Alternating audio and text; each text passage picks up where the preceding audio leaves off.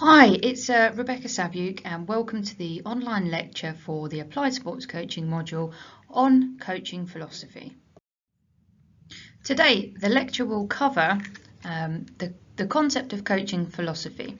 We aim to explore what it is, why coaches use it in practice, and why it might be important for us as academics and practicing coaches to understand the concept further. Secondly, we're going to engage throughout in some in-class activity to help us to think about our own coaching philosophy. And lastly, we're going to begin to problematize and apply a critical treatment of the concept and try and think about what future research could consider on the topic itself. What you can see on the screen now is the pre-reading for today's class. It was conducted by Christopher Cushion and Mark Parkington, and it was published in 2016 in the Journal of Sport, Education and Society, a critical analysis of the conceptualization of coaching philosophy. This can be located on your Tallis reading list under the unit on Canvas, Sports Coaching Philosophy. So just to connect to the pre-reading that you've done, the first task I'd like you to think about is presented on the slide here. I want you from your reading to go back to page 852. Why does there remain a lack of engagement with the process of articulating coaching philosophy? Number 2, on the same page, what is the problem with us trying to define coaching philosophy? Which study in 2008 failed to define it at all?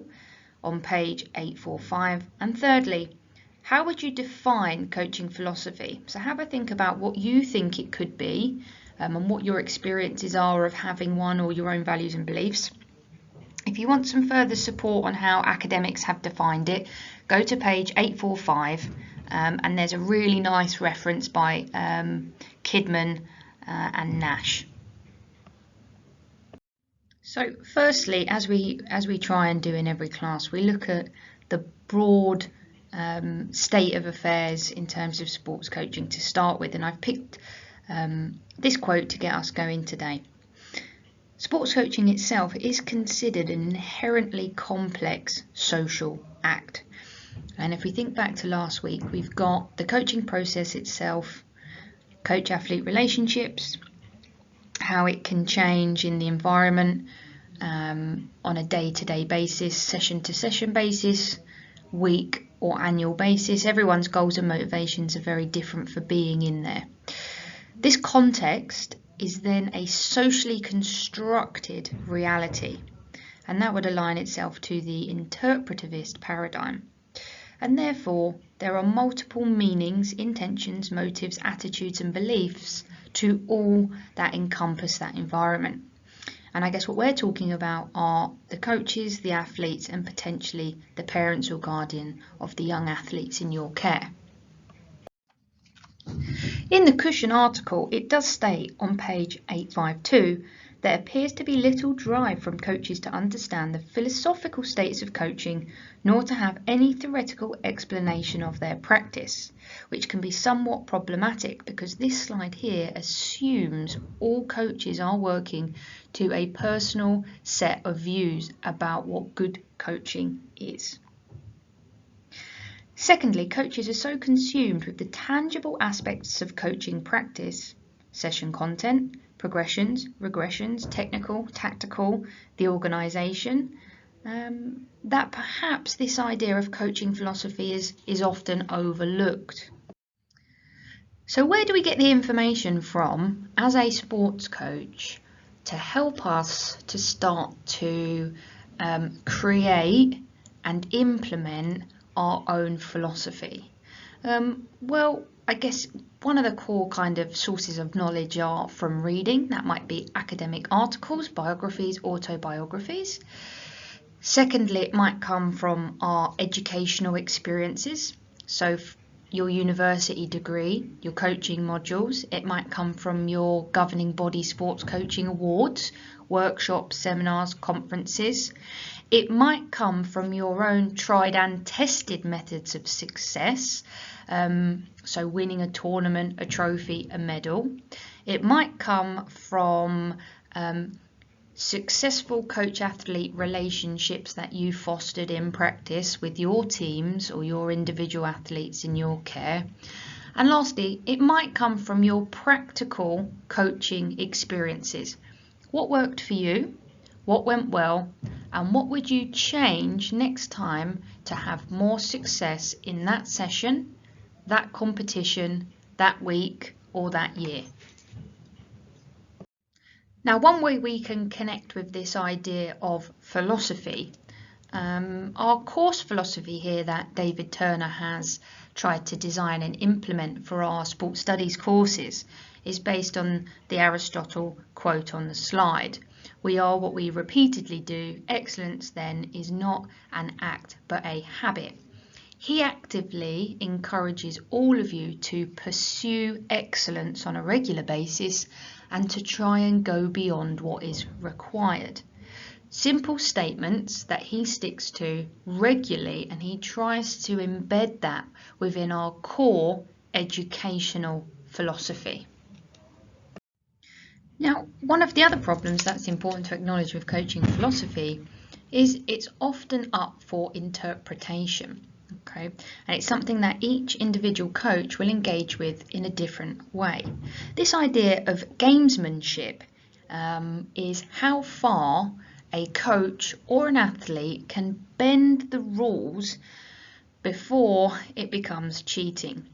Okay, so one of these things that perhaps in the same fashion as the drug use in sport, that we can all make a philosophical decision about what we want to promote and how we view the world of sports coaching, is on this idea of gamesmanship. So on the left hand side here, you've got at one end of the spectrum honesty, abiding by the rules, so acts of sportsmanship, somebody falls over, you pick them up.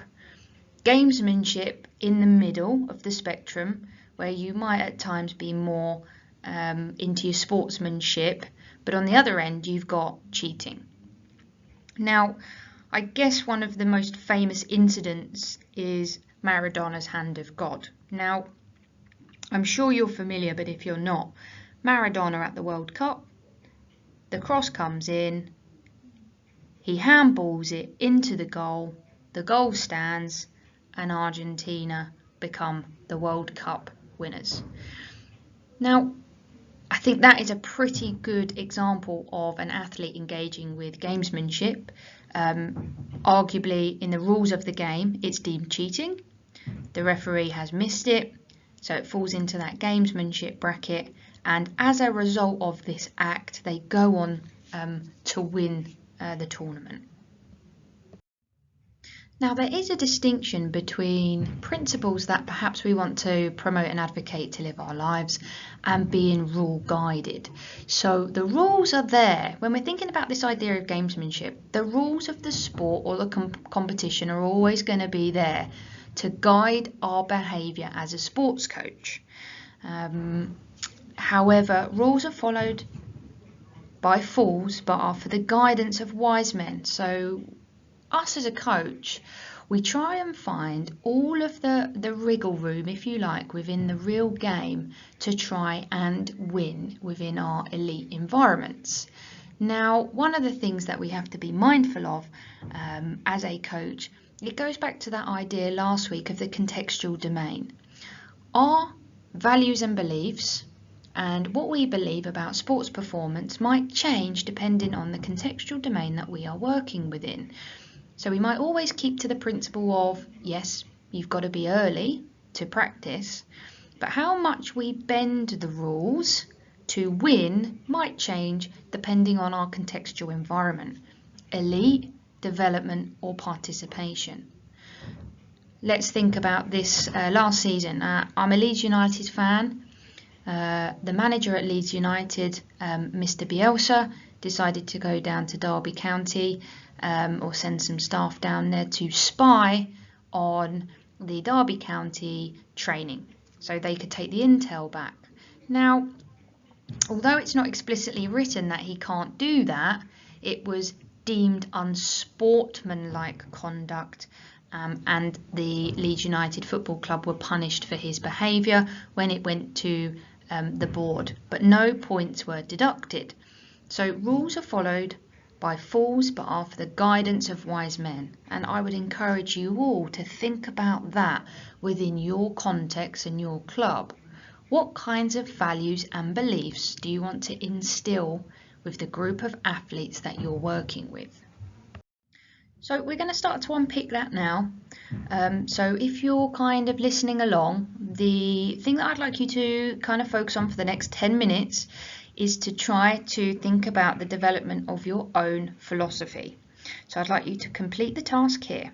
Answer the following questions, write down the answers, whatever works for you best. Number 1, why am I a coach? Number 2, what is coaching and why do I think that?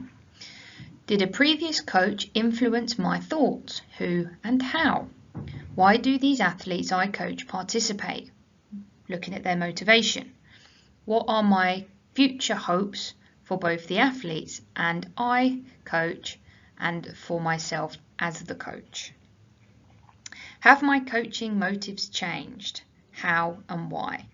What has impacted your own values and beliefs? So are there any key experiences that you've had in your coaching career that you can articulate that have really shifted how you behave or what you believe in? Is there another way? Now, Pat Summitt is one of the most famous female coaches of all time, the most successful. She summarised her coaching philosophy as firm, fair and consistent. Known for her icy stare when poor play was occurring, we knew Pat was a human being even though she didn't like to act like it. She recruited Samika Randall by yelling at her on the phone, "I've wanted to be your coach since 9th grade, so you make the decision." She said, "I have a controlling nature. I'm in charge. I wear a suit. I take the issue of control personally." She is caring and she gets to know each player, their background and what motivates them, e.g., are they from a single parent family? Lessons and habits they have in basketball sets them up for their future, and she looks at basketball in this holistic lens. Even when the team were 20 points up, she would still be yelling at individuals from the sidelines. She would ask all of her players to refer to her as Coach Summitt as a sign of respect. You know, I'm not their mate. The Lady Vols, which was her basketball team, were raised to keep score at practice, developing young women who could compete and trying to instill that winning mentality. Over time, she moved away from the heart of stone and warmed up to building human relationships, so her philosophy evolved and changed over her career. In 97-98 winning season, she hugged and it became a ripple effect. So she hugged her athletes for the first time when they won, and it was something that she continued to do. Players said in 97-98, they could say, "Pat, I don't like your hair today or your suit," and be more open and less restricted. They preferred this Pat. When Kyra had a knee injury, she was screaming for Pat to help her. And I think that really shows the strength of those relationships and those high elements of care. Pat also used humour in some of the stories on the long bus rides or away from the court to build relationships, but she did this sparingly. Her 12 philosophical principles were: respect yourself and others, take full responsibility, develop and demonstrate loyalty, learn to be a great communicator, discipline yourself so no one else has to, make hard work your passion, don't just work hard, work smart, put the team before yourself, make winning an attitude, be a competitor, change is a must, handle success like you handle failure. Now, the next high performance coach is one that David loves, Pete Carroll, one of the most successful American football coaches. There is an academic article on him and his coaching philosophy.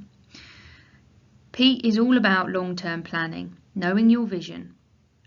He likes to write answers down. He talks about positive spirals of dynamics are the underlying beliefs system and the relentless pursuit of the vision and direction. So he makes sure everybody is all together all of the time in a positive spiral. So even if he's in a really bad mood, he puts on a massive front every day at work to make sure that the culture is always high. He takes responsibility and acknowledges the fact that he is in a leadership position. They have to see me speak. They have to see me speak it, live it, with no cracks. There is no wavering, no wobbling, no wandering about where we're going. I have to be the lighthouse, the beacon of light for the positivity and style. I'm relentless, positive, optimistic. I have a desired way of speaking and behaving. There is no faking and no fumbling. Your zeal, optimistic, juiced up. No one will ever see me not that way. When I'm not, I go and hide until I feel that way again, because it confuses the message and our purpose.